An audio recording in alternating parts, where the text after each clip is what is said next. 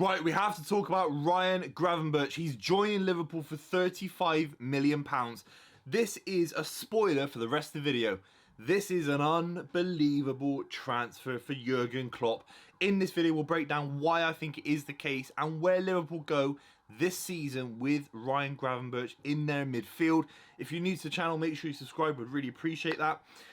This is a massive deal for Liverpool. It's further quality and numbers being added into the midfield area.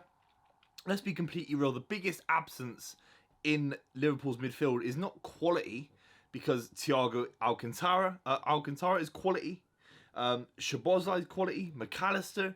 But if any one of those, obviously, you know, Thiago's not even playing, for example, but Curtis Jones, Harvey Elliott, if any of these guys get injured, they're in a world of pain. They're in a world of pain, Liverpool. So Ryan Gravenberch on the base level is just an extra number, an extra quality player that they can throw in there through squad rotation. If they go far in all the cup competitions, it's 45, 50, 55 games this season. You can't get away with it having, you know, Harvey Elliott and Curtis Jones and McAllister. You want probably McAllister, Szoboszlai, you know, for 2/3 of it, and then you mix and match the other two around him, and Ryan Gravenberch can come in and actually stake a claim at being a starter for this Liverpool midfield. What do we know about him? Look, he's 21 years old. He's a very, very talented midfielder in terms of what he can do on the ball. He receives the ball at points, especially even at Bayern Munich. Didn't feature loads for Bayern Munich. Played about 30 odd games last season. Not massively exciting for some fans, the fact that Bayern Munich want to get rid of him maybe.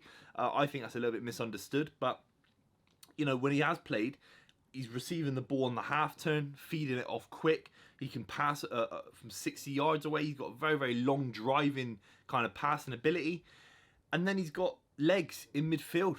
He's got a little bit of the Patrick Vieira about him. So Gravenberch offers everything to Liverpool's midfield, offers physicality, quality on the ball. I think Liverpool massively need, again, look, I've said numbers, but then on top of that, they need someone that can actually keep the ball. I think McAllister's very tidy on the ball, so is Szoboszlai.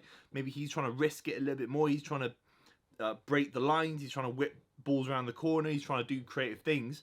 I think you sometimes need in Liverpool's midfield someone's just going to keep it tight, keep it simple. They were very exposed against Newcastle United. They got through it because their end-to-end game is better than Newcastle's. I think Nunes had a better game than Isak, for example. So they were able to get through those games. But if Liverpool are going to get back to the top of the Premier League, back to winning the Champions League, they have to control football matches in midfield. And I think Gravenberch has got the ability to do that. At 21 years old, for 35 million quid, an international for Holland as well. It's a superb bit of business, £35 million. In today's market, it's closer to zero than the base level for a midfielder these days is 100 million. You're rounding down, lads. It's basically free. And Liverpool's transfer window is very, very interesting. Bringing in Ryan Gravenberch, bringing in Szoboszlai, McAllister, 3 midfielders in a window, and theoretically, if they're all fit, they could all play. They could all be starting tomorrow. I think they're probably the best midfield Liverpool have got. Some would maybe argue Thiago if he's fit, but the big question mark would be about his fitness. And those 3, they're all young, they're hungry, they're coming in, and they're looking to change Liverpool Football Club in the next few years. So Gravenberch comes in alongside the other 2. What happens to Liverpool's midfield if there's a lack of regularity? Now, there's a lot of people, you know, Henderson leaving, Fabinho. These guys have said that without that kind of stability in midfield, there could be, you know, a lot of issues for Liverpool. I'm actually completely opposed to that opinion. Look at Man City. They signed, you know, Ederson came in, for example, and within a year, he was spraying balls around. Within a season, he was spraying balls around.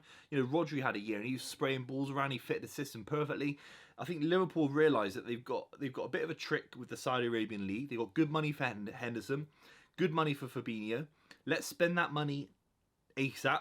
Let's just get it now.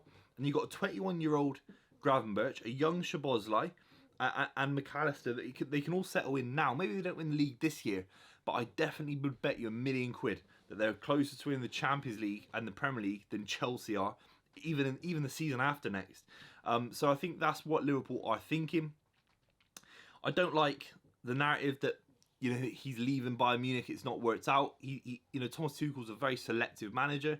I think his quality, even at Ajax, fantastic. So Liverpool are getting a really talented midfielder.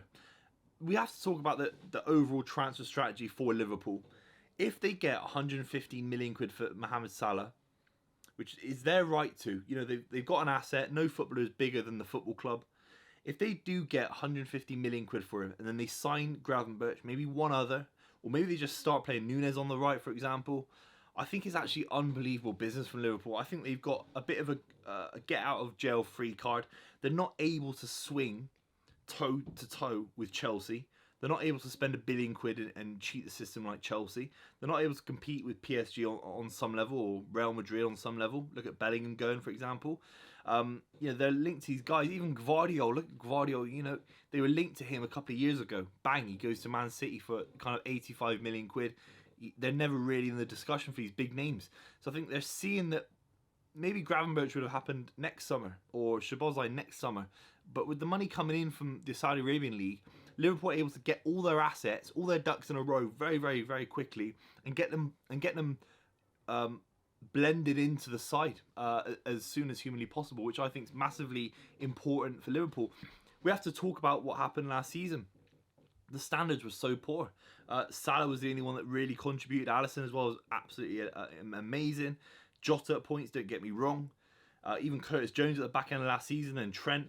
But the standards were so poor, and I think Jurgen Klopp's going to look at the great managers of all time and think, how do you revolutionise a side while you're still there? Because a lot of clubs, when the manager goes, they get a bounce, and Jurgen Klopp doesn't want to leave Liverpool. I think he loves the club, loves the city, so he's trying to find a way of maybe revolutionising Liverpool within, and having Jurgen Klopp 2.0 at Liverpool, and I think bringing in the array of talent that they're doing already in one summer, I think it's actually really, really important for Liverpool.